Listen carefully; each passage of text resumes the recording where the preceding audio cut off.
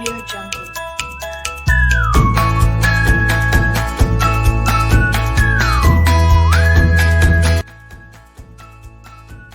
Assalamualaikum warahmatullahi wabarakatuh. Ya anak-anak, kita masih berada di tema 6, menuju masyarakat sejahtera. Subtema 1, masyarakat peduli lingkungan. Tujuan pembelajaran kita hari ini adalah 1. Dengan kegiatan Ayo Berlatih, siswa dapat menjelaskan cara pengelolaan sampah dengan tepat. 2. Dengan kegiatan mengamati, siswa dapat menjelaskan ciri-ciri masa puber pada anak laki-laki dan anak perempuan. Pembelajaran 2. Siti dan keluarga sebagai warga masyarakat yang baik selalu membuang sampah pada tempatnya. Siti dan keluarga sangat peduli dengan lingkungan rumahnya. Di depan rumah Siti dipasang tempat sampah, untuk sampah basah maupun sampah kering. Orang yang lewat di depan rumah Siti pun boleh membuang sampah di tempat sampah itu. Banyak perilaku yang dapat kita perbuat untuk peduli lingkungan. Lingkungan yang bersih, asri, dan sehat merupakan jembatan bagi masyarakat untuk menuju hidup sejahtera. Ayo membaca Kampung Rawajati. Di Kampung Hijau Rawajati, selain peduli untuk membuat lingkungan hijau oleh tanaman, terlihat juga kesadaran warga yang cukup tinggi untuk andil terhadap pengelolaan sampah dengan bijak. Sebuah sentra pengumpulan sampah disediakan di area kampung untuk menampung aneka sampah rumah tangga. Para ibu turut andil dengan memisahkan sampah dapur seperti kulit bawang, batang sayuran, kulit buah, dan kulit telur, kemudian dikumpulkan di sentra bersama dengan sampah kebun. Campuran sampah dapur dan sampah kebun dari warga kemudian diolah menjadi kompos. Setiap warga diperbolehkan mengambil kompos untuk penyubur tanaman. Apa yang dilakukan warga Kampung Rawajati terhadap sampah konsumsi? Sampah konsumsi ada yang berupa sampah organik. Sampah organik adalah sampah yang berasal dari sisa makhluk hidup yang terdapat di alam, seperti tumbuhan dan hewan, serta berbagai hasil olahannya sehingga dapat terurai secara alami. Sampah organik termasuk sampah yang ramah lingkungan. Di Kampung Rawajati tidak akan ditemukan gunungan sampah sisa makanan yang menimbulkan aroma tidak sedap. Mengapa demikian? Beberapa warga memiliki lubang biopori atau lubang resapan di halaman rumah. Sampah sisa makanan tiap hari dituang ke dalam lubang biopori dan dibiarkan membusuk di sana. Ketika kelak membusuk, sampah-sampah tersebut akan menjadi penyubur tanah di sekitarnya.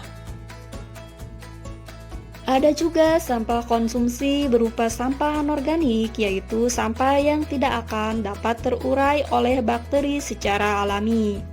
Beberapa contoh sampah anorganik adalah sampah-sampah plastik yang kita gunakan dalam kehidupan sehari-hari, seperti botol kemasan plastik, botol kaca, besi, serta barang tak terpakai lainnya.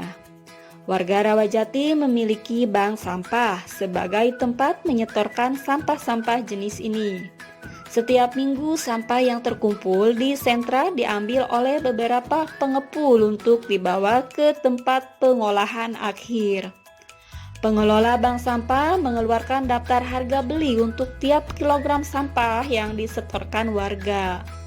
Semakin banyak warga menyetorkan sampah, tentu semakin bertambah pula saldo tabungan sampahnya. Selain mengurangi tumpukan sampah, warga pun senang karena memperoleh manfaat dan keuntungan berupa uang dari sampah yang dihasilkannya. Bahkan beberapa anak memiliki tabungan sampahnya sendiri. Mereka berlomba mengumpulkan botol dan kemasan plastik untuk menambah saldo tabungan.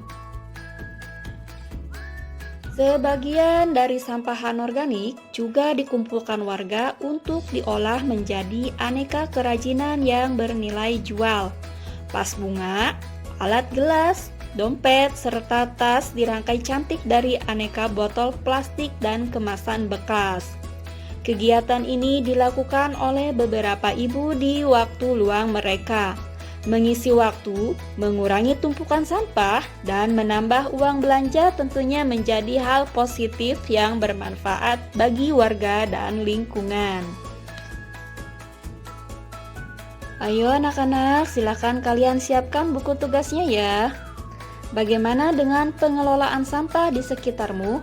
Apa yang dapat kamu lakukan terhadap sampah di rumahmu? Silakan kalian kerjakan di buku tugasnya masing-masing. Kita lanjut materi berikutnya. Masa puber adalah tahap perkembangan manusia, di mana pada masa ini terjadi perkembangan organ reproduksi.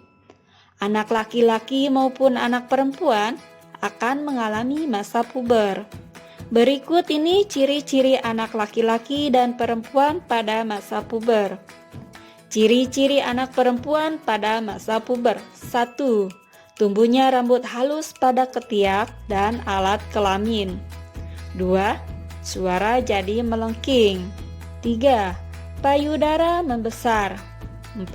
Pinggul membesar. Dan ciri-ciri anak laki-laki pada masa puber. 1. Tumbuhnya rambut halus pada ketiak dan alat kelamin. 2. Suara jadi membesar. 3. Tumbuh jakun. Dan yang keempat, tumbuh kumis, jambang, dan janggut.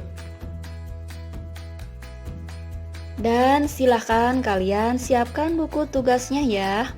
Pertanyaannya, apa ciri-ciri pada anak laki-laki dan perempuan pada masa puber? Silakan kalian kerjakan pada buku tugasnya masing-masing. Dan itulah tadi pembelajaran kita hari ini. Semoga bermanfaat dan jangan lupa untuk mengerjakan tugasnya. Terima kasih. Wassalamualaikum warahmatullahi wabarakatuh.